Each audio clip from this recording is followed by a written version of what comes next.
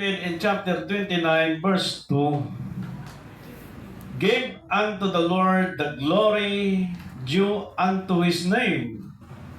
Worship the Lord in the beauty of holiness. How many thousands of churches today? GIL, INC, dating daan. Dami. Okay, titingnan natin ha.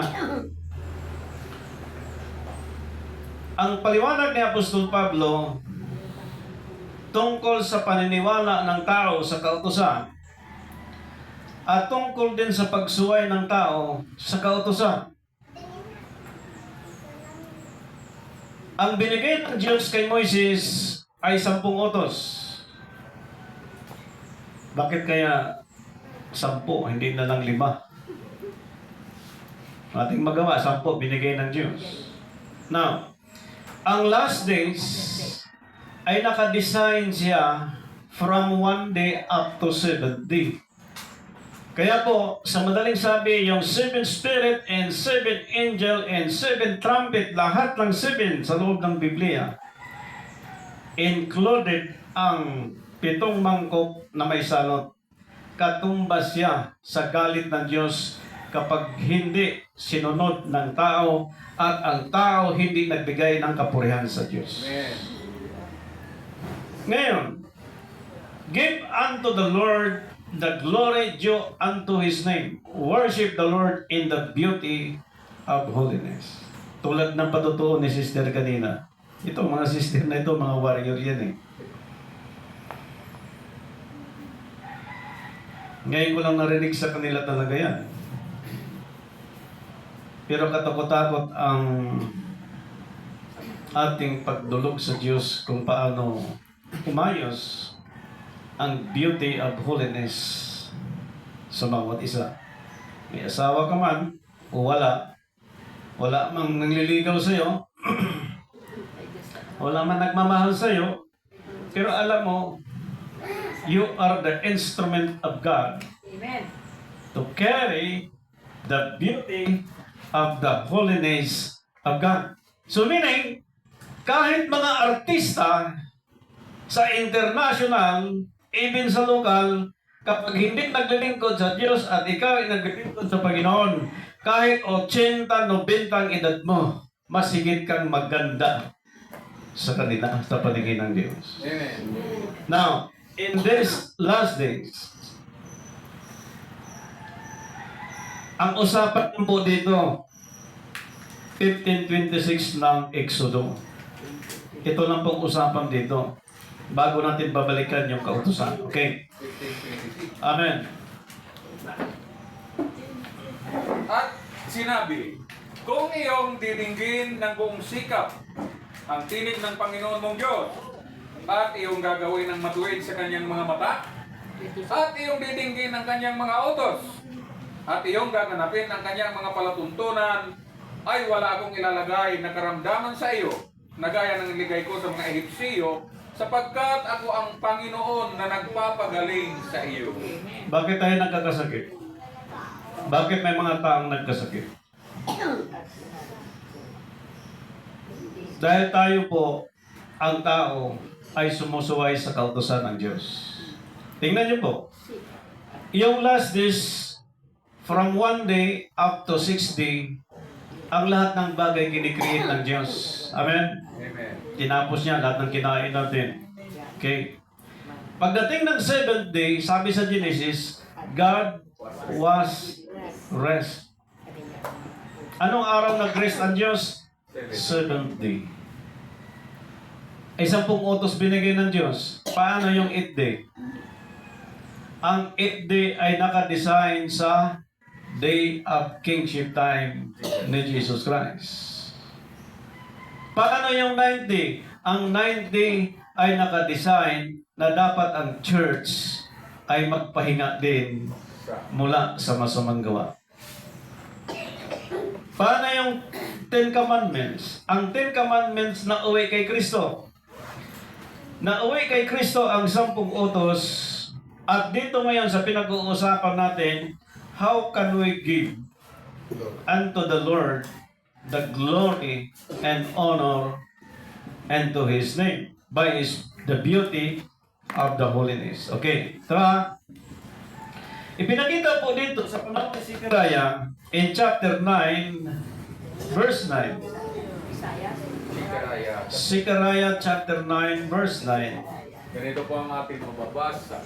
Magalang kang mainam, o anak ng Sion.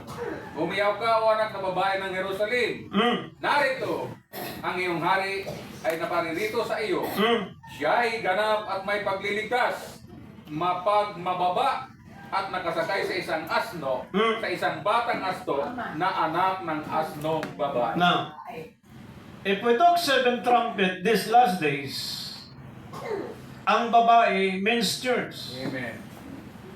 Kapag ikaw ngayon ay pinili ng Diyos to give glory and honor unto His name by His beauty and holiness, hindi ka na naging pipi at duwag at nag-alinlangan, kundi kumiyaw ka at pagsalita ka, sabihin mo ang katotohanan kung anong naintindihan mo sa Diyos. Sabi nga ni sister, hindi ako tapos ng kolehiyo. Dati mahihain ako pero ngayon malakas ang loob ko magsalita sa harapan ng maraming tao. Why? Because the beauty of the holiness of God at the same time, ikaw yung gagamitin ng Diyos na magbibigay ng kapurihan sa Kanya. Pero bago mo ma-receive yun at gagawin yun, tatambakan ka ng maraming problema. To test you kung ikaw talaga ay talagang nanindigan at naniwala sa sinasabi ng banal na kasulatan. Huwag kang magreklamo at hindi tayo pwedeng magreklamo. Sapagkat si Moises hindi nagreklamo. Si Apostol Pablo, wala silang magawa. Obligado silang susunod. Si John the Beloved, kahit pinakuluan siya ng langis sa kawa para lang isuko ang kanyang pananampalataya, no. Hindi na panahon para umatras si John the Beloved. Amen. Ang time natin hindi na panahon para mamili ka kung anong ipapangalan ng iyong church. Wala nang panahon para mag-iisip ka paano maging bilyonaryo sa panahon ngayon.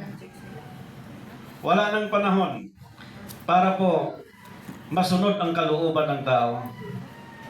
Wala nang panahon para po dayain natin ang tao, higit sa lahat ang Diyos. Amen. Ang sabi kanina, tulad ng isang magpapaliw, gagamitan sila ng Diyos ng isang pamalo. Anong klaseng palo? Malong bakal. Minsan tayo po nagdebosyon na nalangin sa Panginoon, hindi tayo basta-bastang na-touch ng kaway. Pero minsan ginagamit yung mga apo, yung mga pinsan, kamag-anak, nagkasakit, na aksidente. Di ka ba nag-iisip, bakit nangyari yun? Naglingkod naman ako sa Panginoon. Hindi kaya ang paglabag sa kautusan ng Diyos ang ginawa ng mga tao ito? Ang daming pastor ngayon. Ang daming nagpakilalang pastor. Ang hangarin lang po, tresyo. Ang hangarin po, maghanap ng ginto. Pastor, hindi ka ba mahilig sa ginto? Mahilig din ako, siyempre. Pero higit na ginto ang pagtupad sa salita ng Diyos sapagkat iyon ang magiging daan para mabigyan mo ng kaluwalhatian ang pangalan ng Diyos na napakarami sa Old Testament. Pero nagpakilala siya sa bagong tipan sa Revelation chapter 2 verse 17, meron siyang isang bagong pangalan. Kung tatanggapin mo, bibigyan ka ng isang batong puti. Amen. Amen. Sa grupo natin, okay, local, international, niloob ng Diyos ang Jesus Christ government. May itaas sa buong daigdig. Anong sabi ng Biblia sa paliwanag ni Apostol Pablo?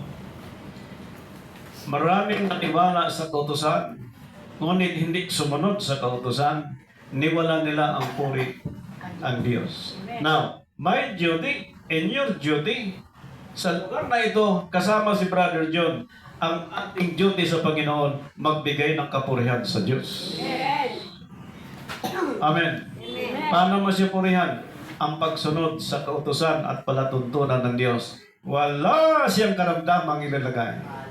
Saan galing? Egypt. Binanggit ni Pastor kanina. Kung isa-isahin mo yung karamdaman sa Egypt at i-include mo yung Dark Ages time, yung nangyari sa COVID-19 under the law, kailangan nasa bahay ka lang. Ngayon, gusto ba natin babalik yung ganong crisis? Kalamidad? Yes, nagsuporta ang gobyerno. Salamat sa Diyos. Pero hindi maganda na i-quarantine kahit at tulog ka lang. Wala kang gagawin. Kung lalabas ka man yan, meron ding mga pulis magbantay o ibawal, sir. Wala kang magagawa, obligado kang babalik sa bahay mo. At yun ang nangyari sa Dark Ages time. Ngayon, yung binanggit po ng mga karamdamang ito sa panahon ng paghahari ni Kristo, okay? Pinakita kayo na sa Scripture at susundan natin sa chapter 2, verse 6. Chapter 2, verse 6 ng Psalms. Psalms, chapter 2, verse 6. Amen. Dito po ang nakasulat. Gayon may inilagay ko ang aking hari sa aking banal na bundok ng Sayon. Tuloy. 7. Aking sasaysayin ang tungkol sa pasya. Yes. Sinabi ng Panginoon sa akin, ikaw ay aking anak sa araw na ito, ay ipanganganak kita. Saan mo ilalagay ang Sion? Sa ibabaw ng bundok. Ibig sabihin, ang kalooban ng Diyos sa kanyang mga lingkod, like King David, sa time natin, sa kingship time ni Jesus Christ, yung mga taong nagbigay ng kaluwalhatian sa Diyos, tingnan mo yun sa description, dandahan, verse 7. And verse 7, ganito pa ang babay. Aking sasaysayin ang tungkol sa pasya. Ngayon, anong isa-isay ng Diyos ang tungkol sa pasya? Pasya ng Diyos kung paano sundan ng tao ang 10 utos. Amen. Na ang kautusan ng Diyos, walang matuwid ni isa nagkasala, hindi masunod ng tao. Ngunit through Jesus Christ, by His ordinances, tayo ay makasunod sa kautusan ng Diyos. Isa-saysay niya yun. Tuloy. Sinabi ng Panginoon sa akin, ikaw ay aking anak. Yun. Sa araw na ito ay panganganak kita. Amen. Anong klaseng panganganak ito? Ang bata, bago maging bata, papasukan mo na siya ng binhi. At yung binhi na ito, lalaki yan sa loob ng siyam na lahat ng doktor sa buong mundo, under oath, ang bata kailangan 9 months sa loob ng tiyan. Dahil pag 7 months, ang tawag niyan ay, kapag 10 months, ang tawag niyan, therefore, kapag ang aral ng buong daigdig na ito na hindi nakapagbigay ng kaluwalhatian sa Panginoon, may aral ngayon na premature at overdue. Amen. Therefore, maraming mga believers in God through Jesus Christ, 5 years, 10 years sa paglilingkod sa Diyos, hindi natuto, lalong lumalala ang buhay. Sapagkat maraming pastor, kinukonsente yung mga givers inside of the church, hindi pinagsasabihan. Bakit po? Kasi pag pinagsabihan mo, hindi na magbibigay yun. Hindi na magsisimba. Brad Lopez, kahit isang gift, ilalagay mo dyan. Kapag hindi na bago buhay mo, I don't care. You go. Prangkahan tayo. Pero kung nagbigay ka ng isang patak lang at nabago buhay mo, the glory and honor unto the Lord. And you are the instrument of God, the beauty of His holiness. Amen. Amen. Magkano transportation gastos gasolina? May pasok ngayon yan. Magkano kikitain sa pagtatahi niyan? Nagulat nga ako. Praise the Lord. Sabi ko, bakit ang suot ko? Kay Pastor, kulay ano? Eh, pinagplanuhan ni sister, mukhang isasama si Brother Joe. Sabi ko, praise the Lord, mukhang matinding revelation ito. Oh. Tapos kaya ng umaga, sabi ko, Sister Araceli, sa lahat ng panahon nagsama-sama kami, parang hindi mapakali. Parang itanong doon, saan mapalingki doon? Malapit ba yun? Malayo? Sabi ko, ano ba nangyari dito? Mag-ihaw ng isda o ano? Sabi ko, ano kaya surprise? Sabi ni Brother Mel, surprise. Ako po ay meron ng 56 years old. Mula 2030, nag-start ako sa ministry. Nag-seminar ako lahat ng aral na yan, 7 Holy Convocation in 10 years. And then, 7 years katakot-takot ang pagsubok ni Dinanas. Muntik na akong umatras talaga. Halos tinangka ko nang sumakay sa bus at hindi na babalik. Pero, nangusap sa akin ang Diyos. Harapin mo lahat yan.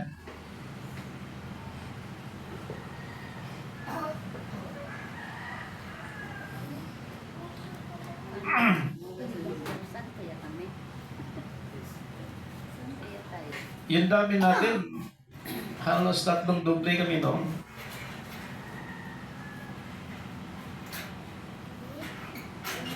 At ang sabi ng aking elder noon,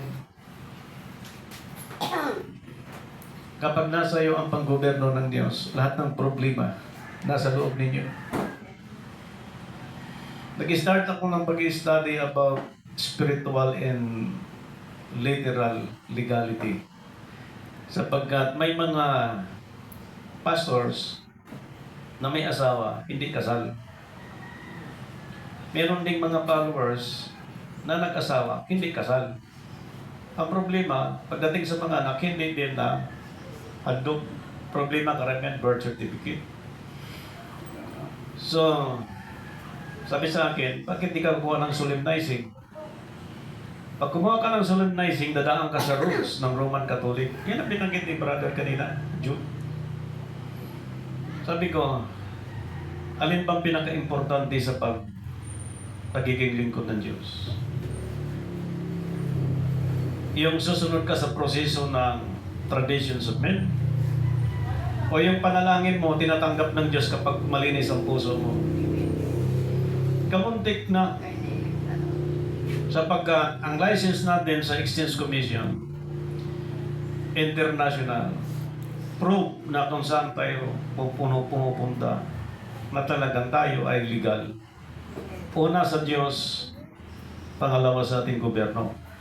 Under Romans chapter 13 verse 1, walang panggoberno na hindi mula sa Diyos. So we are under Jesus Christ government. Okay. Kung meron tayong connection sa gobyerno, yes, tutulong tayo to reconcile lahat ng crime, mga drug addict, sapagkat actually, kahit marami tayong sundalo, problema pa rin nila yun. Mas maganda pa kung ang tao nasa loob ng kulungan, ang isip nila, nakulong na yan, may security. Pero yung nasa labas, mapanganib po yan. Ngayon, dito sa binanggit natin to, sa pinag-uusapan ito, ipinakita sa atin, dito po sa talatang ito, sa sulat ni Apostol Pablo, kung paano niya na-discover ang kadakilaan ng Diyos, kung paano magbigay tayo ng papuri sa dakila niyang pangalan. Okay. 1 Timothy chapter 6 verse 15. 6:15. Chapter 6 verse 15. Nasa kanya ay kapanahonan ay pinahayag siya Amen. na mapalad at tanging makapangyarihang hari ng mga hari at Panginoon ng mga Panginoon. Yes. Paano natin na-declare na siya ang King of Kings and the Lord of Lords? Ibig sabihin, yung binuntis ni Mary, yung pinanganak ni Mary, nagsimula sa 30 years old, doon din siya binautismuhan at pinalaki ni Mary at ni Joseph mula sa edad na unang taon hanggang 30 taon. At tinapos niya, supposedly 3.5 years, ang kanyang ministry to save and to redeem. Ngayon, ang last days, nasa loob po ng 7th day. Kaya last days na talaga ngayon. Kaya kapag naglilingkod ka sa Panginoon, wala ka ng time na umatras talaga. Na mag-iisip ka pa ng options. Na ba, isipin mo trabaho, pagkain, bahay. Panalangin mo sa Lord. Problema mo na, hindi ko na problema. Basta ako susunod sa'yo. Ngayon, paano yung 8, 9, and 10? Ang 8, 9, and 10, ipinakita po sa scripture sa loob ng 10 utos. Itong tatlong ito, yung kingship time ni Jesus Christ at nung rest time ng church at ang pagkumpleto ng pagsunod ng tao sa kautusan ng Diyos, pag nasunod niya yon po ang palatandaan na ang church ay nagbibigay ng kaluwalhatian sa Diyos. So, pag tinignan mo ngayon ang 10 utos, 6 para sa tao, 4 para sa Diyos, okay? Pagdating sa Exodus chapter 20 verse 8, ang mga churches ngayon wala ng Sabat. Amen. Na ang Sabat po ay nasa loob ng 10 utos. Karamihan sa mga churches ngayon, nag-celebrate ng first day of the week, na na-recognize ang Sunday na first day of the week, hindi naman biblical. Biro mo, nag-import ka. Expenses, financial, transportation, every Sunday. Pagkatapos, pag tinignan mo ang scripture, sabi ni John the Beloved kanina, mapalad ang nakikinig at nagbabasa sa kasulatan. Hindi mabasa sa kasulatan na ang Sunday ay first day of the week. That is a tradition of man. You are throwing your effort, your financial, your time. You are wasting everything of your life. Now, si nanay 84 years old. 85 na, di ba? 85. Tayo sumampalataya sa edad ni nanay at edad natin. Ito yung time that we can start and continue to give glory and honor to our God Almighty under Jesus Christ government. Amen. Now, tinawag ako ni Sister Mang Bishop. Actually, hindi ko hinahangad. Ang bishop, malaki po ang tungkulin sa church. To regulate, to realign the program of the church. Ngayon, sa ilang taong pagsasama namin sa gawain ng paglilingkod sa Diyos, nag-meeting kami. Nag-meeting sila. Pinag-meetingan ng body.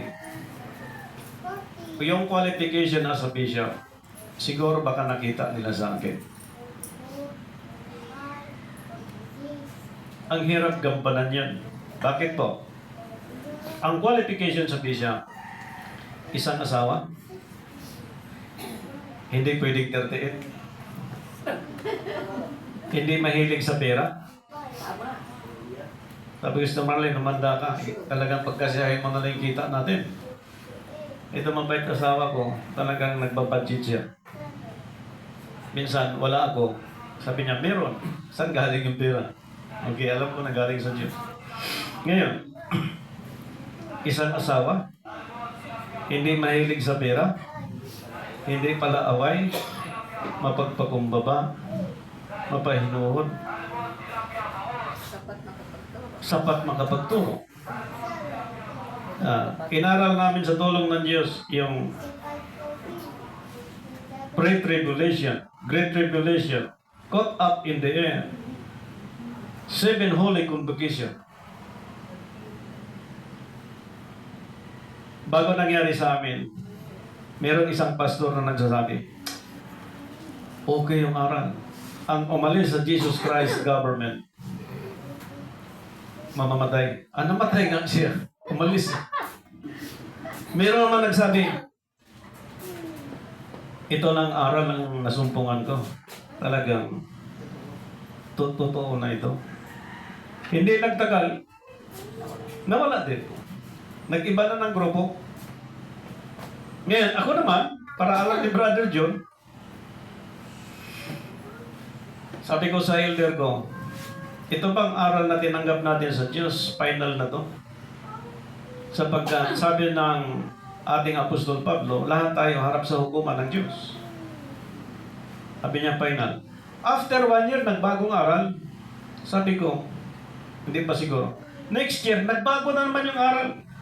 Sabi ko, hindi pwede ito. Dahil ang aral na pagbabago, sabi sa Biblia, aral ng demonyo. Eh siguro, kung nakadesign ako sa pagsunod sa kadiliman, okay na ako doon.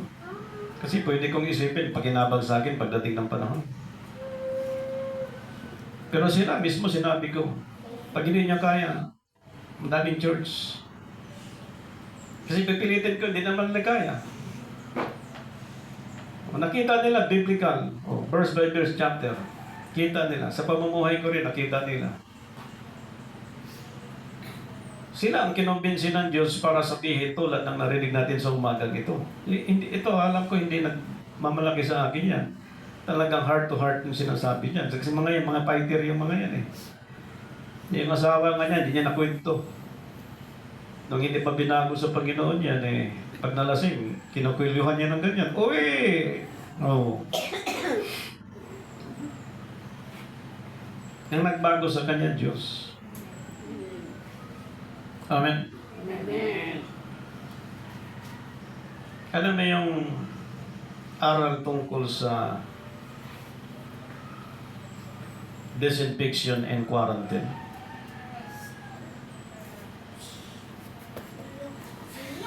Yung isang facility, bago mo tirahan, ini-disinfect mo na yun para walang virus na papasok. Naalala nyo sa COVID-19. And then, kapag may sakit ang isang tao, kailangan siyang i-quarantine. Di makalabas. Bawal ang pamilya mo, kaibigan mo, kundi ayon sa tinakda ng science, 14 days o ilang araw ka dyan. Sa time natin, if we talk spiritual, individually, alam ng Diyos ang nangyari sa bawat buhay ng bawat isa sa atin. Na hindi natin alam, itong sitwasyon natin ngayon, we need to follow what is the instructions of the commandments of God and the power of His quarantine time. Paano tayo mag-meditate, manalangin, masumpungan natin. Si Brad Noel, huwag niyong kataka, bakit nandito yan? Para hubugin siya sa salita ng Diyos. And so many years, international sa sima niya, ayon sa kanyang testimonya, ang nasa isip niya, babae, pagkain, inuman, diskuhan, beer house. Ayan, barkada niya. Now, bakit inalis si nanay? Nagsolo si brother. Bagamat malungkot na mawalan ka ng mahal sa buhay. Para i-quarantine siya ng Diyos at maintindihan niyang mabuti yung dating buhay niyang hindi nakalugod sa Panginoon ay nagbigay ng kapurihan sa Panginoon, kina-quarantine siya ngayon ng Diyos. Amen. At tanggapin mo ang kagalingan na binigay ng Diyos sa iyo. Amen. Ganon din po ang ating kapatid na ito. Now, ito po ay sa time ng declaration ni Apostol Pablo, tulad ng binasa kanina, na ito ay isang labanan ng mga mananampalataya. Ano ang niregulate ng bishop? Yung panalangin, hindi dapat nakatayo. Dahil ang panalangin nakatayo, sabi sa Mateo chapter 6, ay panalangin mapagpaimbabaw. Amen. Meron pa ng manalangin, Lord, ka makapangyarihan sa lahat. Ikaw ang Diyos ni Isaac, ni Jacob at ni Abraham. Receive! Tumba lahat ng mga tao.